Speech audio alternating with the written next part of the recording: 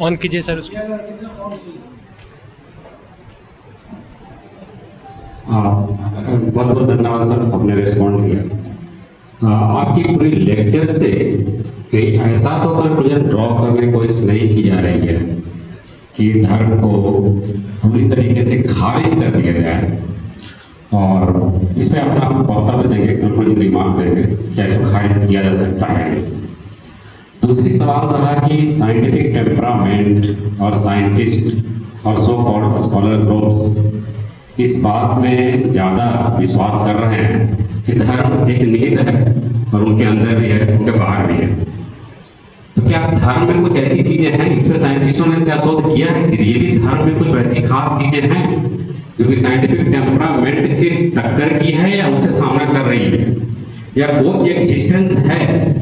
जिस तरह से लॉजिकल को एक्सिस्टेंस साइंस में है, क्या एक लॉजिकल को एक्सिस्टेंस धर्म में है या नहीं है? तो हम पाते हैं कि बहुत सारे जगहों पर धर्म में भी एक लॉजिकल कंक्लूजन्स है और उसका एक सिग्निफिकेंस है। और जब इन बातों को लोग आते हैं और कुछ लोग कहते हैं कि नहीं ये सत्य नहीं है, और फिर वही साइंटिस्ट जो कि अपना साइंटिफिक टेम्परामेंट से अध्ययन कर रहा होता है और जिसको साइंटिफिक भाषा में कहा गया है कि ये मिथ है, और जब उसे वन एक्सपेरिमेंट में लगता है कि नहीं ये तो मिथ नहीं था, तो फिर वो उसका फैन हो जाता है। नहीं ऐसा तो नहीं। धन्यवाद।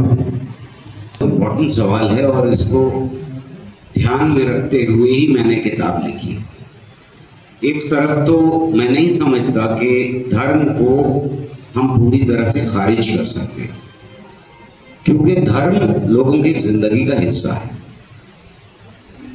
धर्म में दोनों चीजें मौजूद हैं, और हर धर्म की बात कर रहा हूं मैं जब धर्म का नाम ले रहा हूं। इसको मैंने किताब में भी बार बार कहा है कि धर्म का मतलब सारे धर्म, धर्म का मतलब हमने तो बांट लिया है ना, धर्म कहेंगे तो हिंदू, और मजहब कहेंगे तो मुसलमान, और रिलीजन कहेंगे तो। उससे हट करके धर्म की अगर हम बात कर रहे हैं तो हर धर्म के अंदर एक तरफ मटेरियलिज्म मौजूद है, जहां जैसे मैंने कहा कि चारवाक हमारे यहां मौजूद है, वो एक एक्सट्रीम है चारवाक। लेकिन कोई भी धर्म, कोई भी मिथक बिना मटेरियलिज्म के नहीं है। और दूसरी तरफ हिंसा है, किसी ताकत में यकीन रखना है, जिंदगी के बाद जिंदगी है, आपस में मनमुटाव है। ये दोनों चीजें धर्म का हिस्सा है।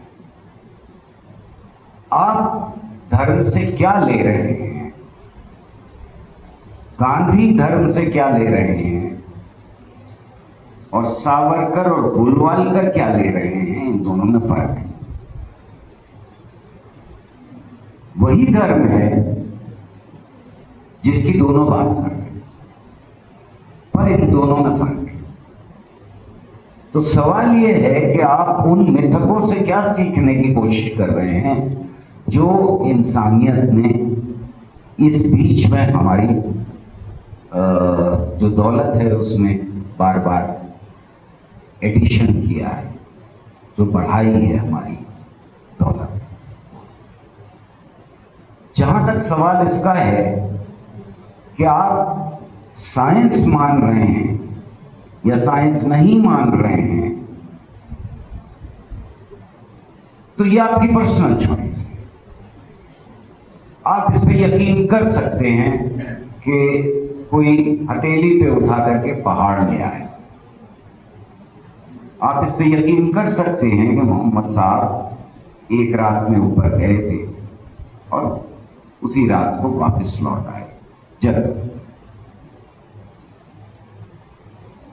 पर क्या ये तर्क की कसौटी पर कसा जा सकता है? सवाल झगड़े का नहीं, बात यहां पर आकर के टिकती है जब धर्म के मानने वाले आपके ऊपर ये लागू करने की कोशिश करते हैं कि हमारी आस्था को ठेस पहुंच रही, यानी डिस्कशन बंद करने की कोशिश की जा रही है। आस्था को ठेस पहुंच रही है, तो अब हम फ्री हैं कि हम आपके ऊपर हिंसा कर सकें। जब जिस वक्त ये तर्क हमारे सामने आता है कि साहब इन्होंने ये बात कह दी, हमारी आस्था को ठेस लगी, हजारों लोगों की आस्था को ठेस लगी, रोज टेलीविजन आजकल देश में ये बात करता है, जिसका मतलब ये है कि वाद विवाद आपने रोक दिया।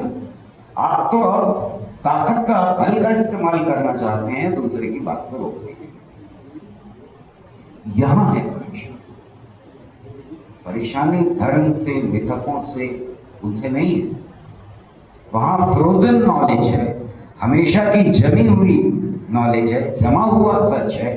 यहां रोज बदलता हुआ सच है। पता नहीं मैंने आपकी बात का जवाब दिया है।